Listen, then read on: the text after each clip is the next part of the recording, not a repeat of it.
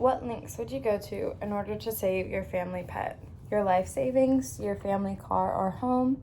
The good news is that most do not have to go to such an extent in order to save a beloved pet or any pet at all.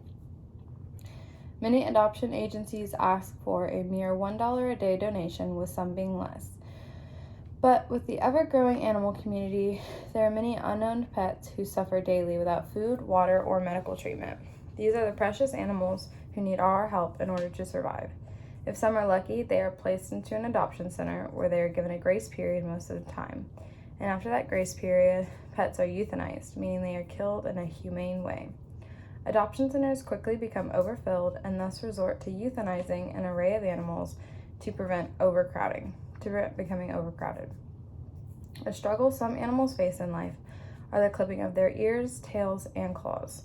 Inexperienced pet owners, influenced by other pet owners, tend to have their animals' ears and tails cut. This causes damages I will, at some point, further elaborate on. There are many things that differentiate the experience of buying a dog from a breeder versus adopting from a shelter. The main differences include the major price difference, as well as incomplete medical records, which I will also further explain.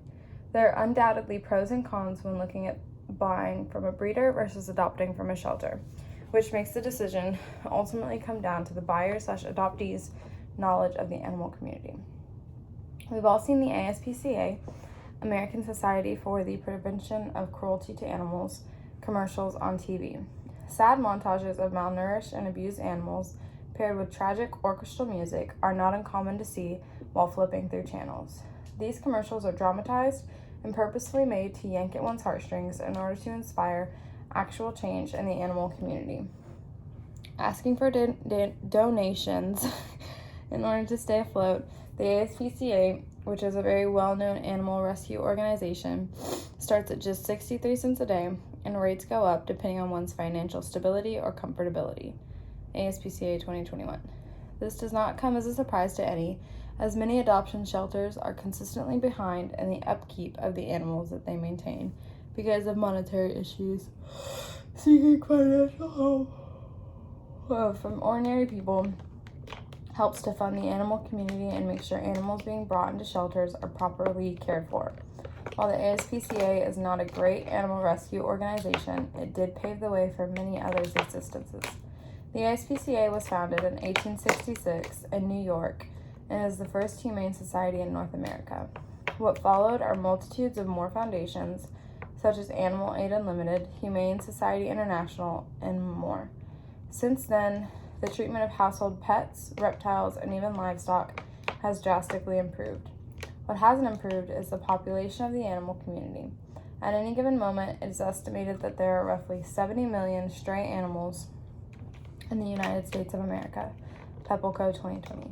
The heartbreaking fact of this is that more than half, if not the vast majority, of these animals will die of starvation, neglect, disease, or by the hand of us through euthanizing them. While it is not expected for someone to be able to knock that number down solely by donating $1 a day, it is emphasized that supporting the animal rescue organizations in their excursions to limit animal homelessness is one of the best ways to start. Another way to help the animal community outside of donating to an adoption shelter is to stop the cropping of tails, ears, and declawing. Some owners do it to show dogs and certain breeds in order to make them more appealing to judges and other dog owners in general, while others crop their pets' ears and tails for health reasons. There is no majority rules opinion, as dog breeders and show dog owners avidly defend the clipping of ears, tails, and claws just as avidly as those who are against it oppose it. Based off of the extensive research I have since conducted, I have found that the clipping of dogs' ears and tails cause deeply excruciating pain and are more so not necessary. Noes 2017. The procedure of clipping a dog's ears goes as follows. A puppy, typically 6 to 12 weeks of age, is put under anesthesia. The veterinarian then cuts the floppy parts of said dog's ears until the desired shape. After, the dog's ears are taped to an extremely firm and upright surface where they're bandaged together to heal for the next 4 to 6 weeks. This is an extremely painful surgery for a dog to undergo. This then poses a question of why owners do this to their dogs. On one side of the debate, it is said that the cropping or cutting of dogs' ears reduces the risk of infection. On the other side of the debate, it is said that doing so does not actually reduce the risk of infection, and instead it actually poses more health risks.